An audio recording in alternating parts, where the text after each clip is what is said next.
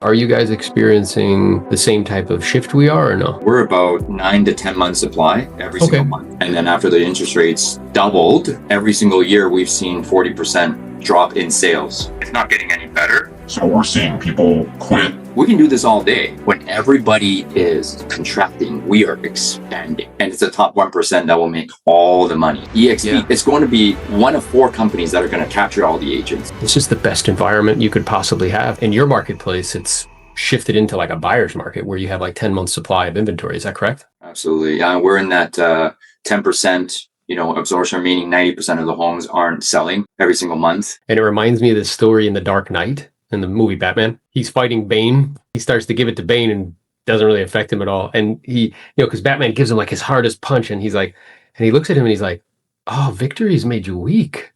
And then he starts to pummel him, right?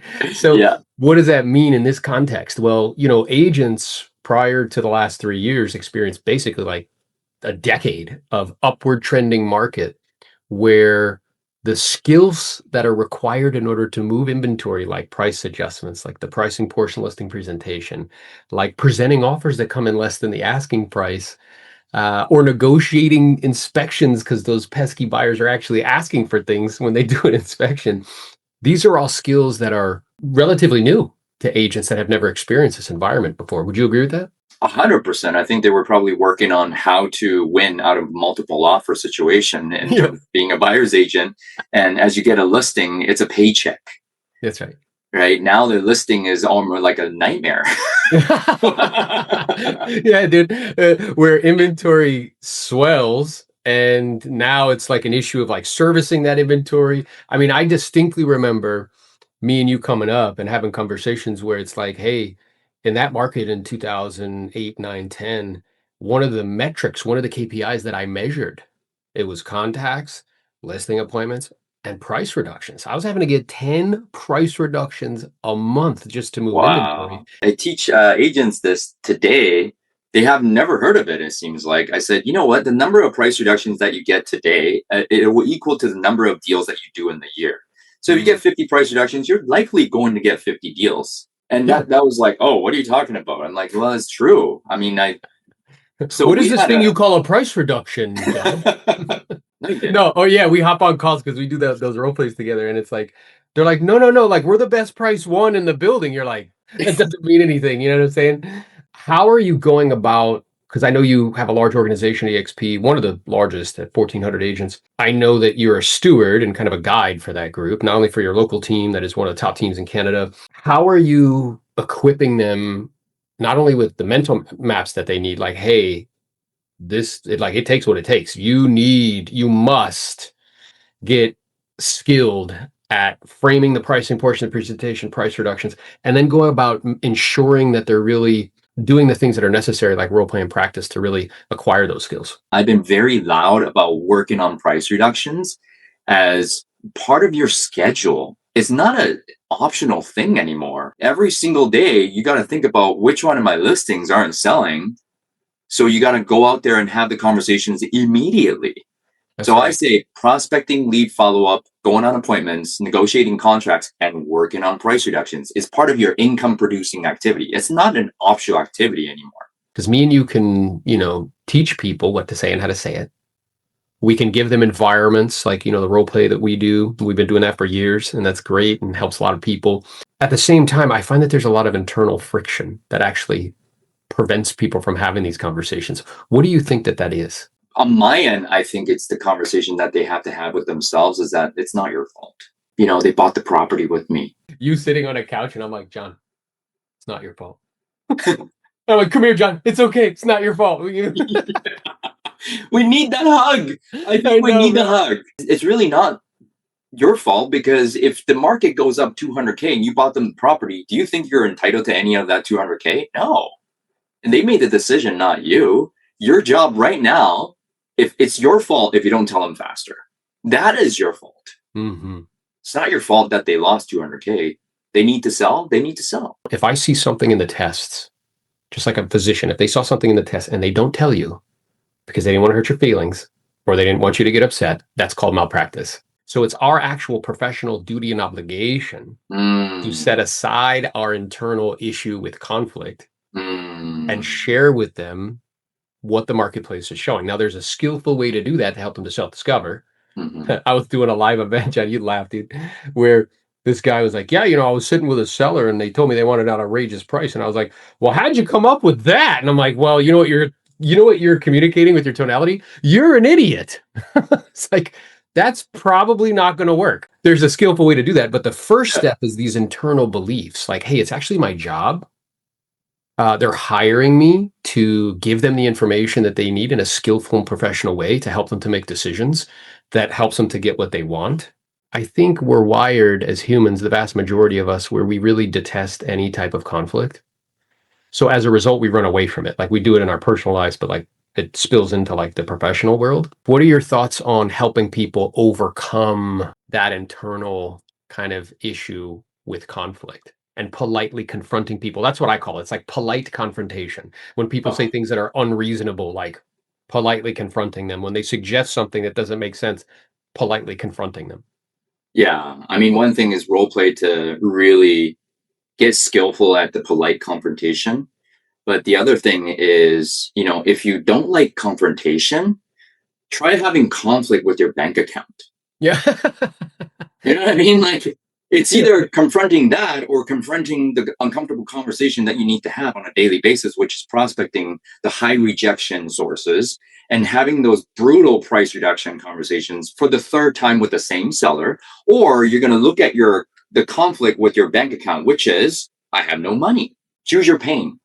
Skills pay the bills. If you don't have the skills, then the marketplace will sometimes politely, sometimes not so politely, just fire you. And the way they fire you is you don't have deals and you don't have income. Now, I know that this conversation, the price reduction conversation, really begins at the listing presentation and framing the pricing portion of the listing presentation, right? So how have you started to, for yourself and your team, but also for those that you are a steward and a guide, help to equip them on how to frame that conversation? Because we know that, there are kind of individuals or environments where people teach people to present with authority and kind of I know and you don't, and not having those framing conversations. And that leads to not getting agreements signed. So we don't want that to happen. So how are you equipping agents to frame the pricing portion? No matter what price they arrive at, even if you think you price it at the right price, through them understanding the comparables, I go 3 actives, 3 sold in the past 90 days, and 3 expired listings that are very similar to theirs. Mm-hmm. Okay, John, we're ready to list at 1.5, let's say. Okay, let's go ahead and sign the contract. Now that we've signed the contract, Mr. and Mrs. Seller, one of 3 things will happen as we market the property. Can I share them with you quickly? So number 1 is we're going to get a lot of showings, offers, and the property be sold. Obviously, that's great. Number 2 is we're going to get a lot of showings. However, we're either likely going to get a lowball offer or something that you can't accept, which means we're probably out of the market range by about 3 to 5%. And at which time, within 21 days, you can make the decision whether or not you want to adjust the price. Number 3 is if you have 6 or less showings, now we know we're completely out of the range, and typically 10 to 15%, in which scenario you're going to have to make another decision. And the choice is up to you. I will support you 100% wherever you go.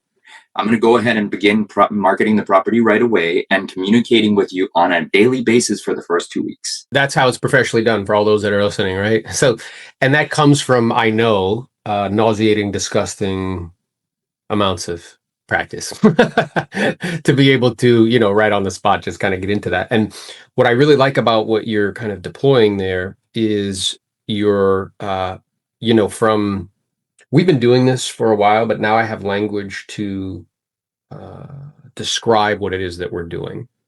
Rene Rodriguez's book, Amplify Your Influence, he talks about there is a frame, then there's the message, and then there's the influence objective. So what we did at the beginning there is we're framing the conversation. Like we're going to know together as a team very quickly if the marketplace sees value in terms of our price and product. If they do, one of these 3 things will happen. The first is we'll have lots of showings. So we're framing that conversation. That's right. Then we're giving them the message. The message right after that is like, so we'll know together as a team if the marketplace sees value. If they do, great. If for some reason they don't, then at that point, we'll have to make another decision and potentially make an adjustment. If agents don't have that conversation, if they're not framing it up front, what is going to happen? Conflict. Yep. But what ends up happening, their inventory swells. So if they were used to carrying 4 listings, now they start carrying 10, 15, 20. And then what happens is they get all of these people now that are reaching out to them saying, hey, can't you put in the Wall Street Journal? Can't you do more open houses? Can't you do all these things, right? But I've heard agents actually say in this marketplace, John, they're like, you know what? I don't want to list any more properties in this marketplace because nothing's selling. I think I'm just going to go work with buyers. And it's so wild to me because what they're actually saying out loud without realizing it, I don't have the skills that are required in today's marketplace to move inventory. Right? Yeah, it is. That's true. I don't foresee this environment changing anytime soon. So I think we're in for at least 18, 24, 36 months of a similar environment, similar level of transactions, interest rates in the States staying around 6%, which is a big contributing factor to a decrease in transaction volume. So for all of those agents who have wanted to become a dominant listing agent, this is the best environment you could possibly have to equip yourself with all the skills, yes? They are going to dominate.